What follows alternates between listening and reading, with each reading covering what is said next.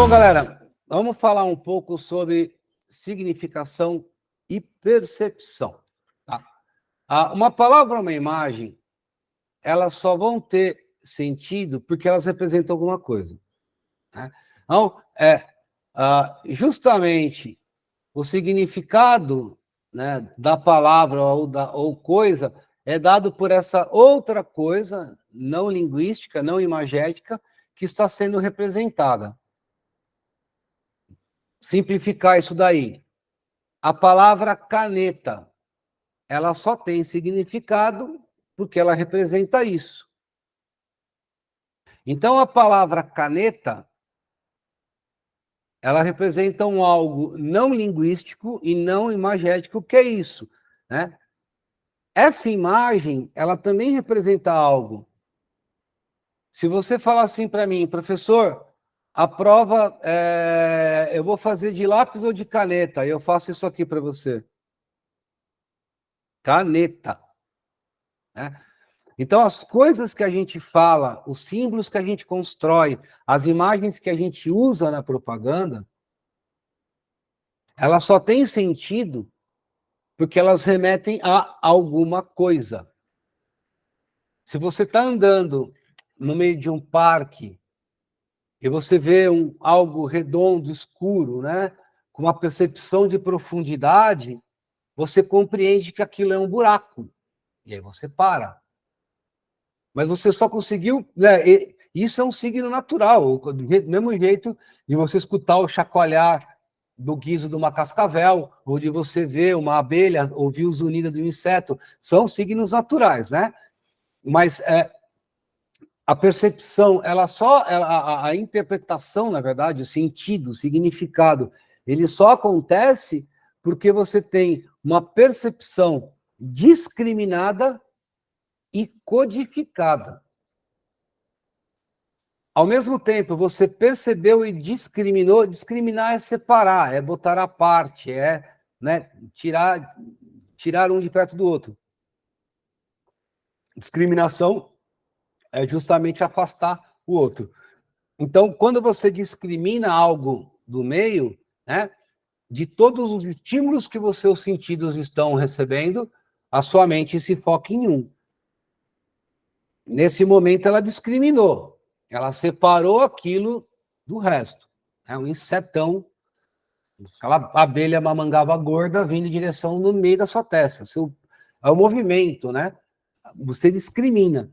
No momento que você percebe de maneira discriminada, ou seja, você separou essa percepção do resto, você está focado naquilo, aí você tem a decodificação. O que significa uma abelha vindo em direção do meio da sua testa, né? Perigo, desvia, senão vai tomar uma picada no meio dos cornos aí.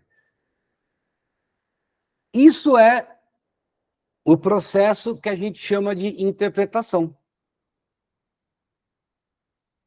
Que é você, dentro de todo o contexto de estímulos, né, discriminar, separar, isolar um, e ao mesmo tempo você ter a capacidade, né, o entendimento do código para saber o que aquilo significa. Você decodifica, você interpreta.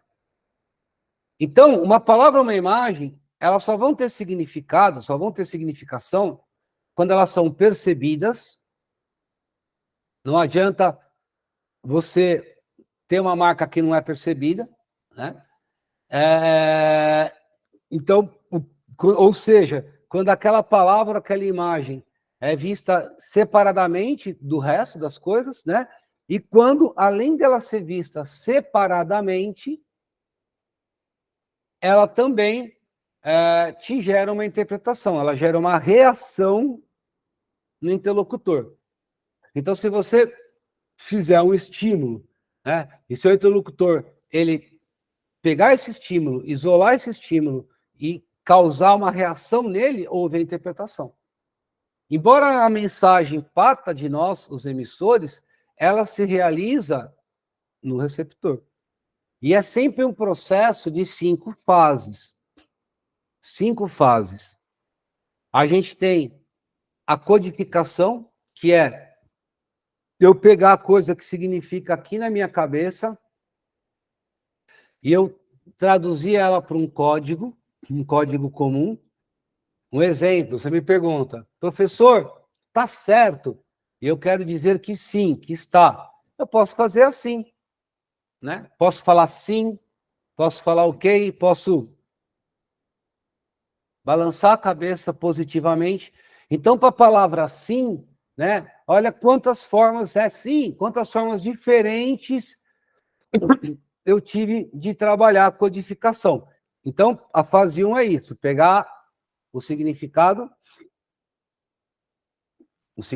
aqui,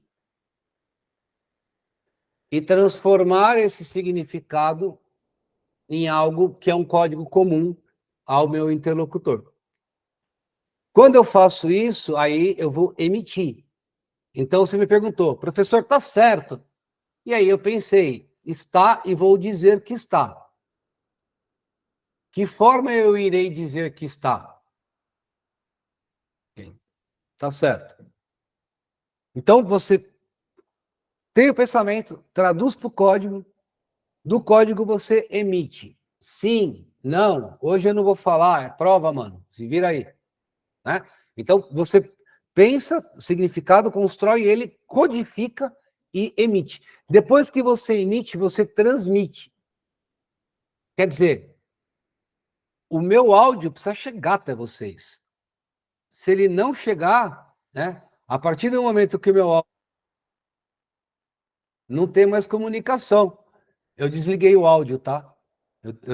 Desliguei, não, eu mutei o áudio. Então, assim, eu estava falando com vocês. A partir do momento que cessou a transmissão, eu continuei codificando e emitindo, mas não mais transmitindo. Eu dei mute no microfone, então acabou aí, não teve comunicação. Depois que eu transmiti, tem que chegar em vocês, quer dizer, vocês têm que recepcionar. Se nesse exato momento você estiver assistindo essa aula e cortando a grama, né, com a aula rodando e você cortando a grama, não tem comunicação, não teve recepção. E por fim, vocês precisam decodificar o código que eu emiti. Se eu começar a falar com linguajar de mestrado, começar a buscar só palavra difícil, né, que às vezes até mesmo a gente tem dificuldade de contextualizar de uma forma sintética, vocês não decodificam. Se eu falar em árabe, e ninguém aí na sala fala árabe, ou eu falar em japonês, chinês, não importa o idioma, se eu falar de uma maneira que vocês não têm o código, não decodifica, não tem a comunicação. Então, a comunicação, ela obrigatoriamente tem essas 5 fases. Codificação, transformação do significado em código, emissão, transmissão, recepção, decodificação, e aí forma o sentido. Nesse processo, se você foi bem sucedido, se você foi competente, aquele S1, aquele significado inicial seu, ele vai ser igual ou muito próximo ao S2, ao significado que se formou na mente do seu interlocutor. Justamente a nossa necessidade como comunicadores é que a gente crie códigos que sejam transmitidos de uma maneira fácil, rápida e eficiente, né? Recebidos e decodificados pelos nossos interlocutores, gerando uma resposta determinada. Então, eu quero gerar uma resposta X ou Y, eu quero que o cara compre o produto, eu quero que o cara mude um hábito, eu quero que a pessoa repense uma ação. Eu tenho que fazer com que aquilo se realize não só em termos de significado, mas também como de reação, de uma consequência do estímulo, né? Uma reação ao estímulo.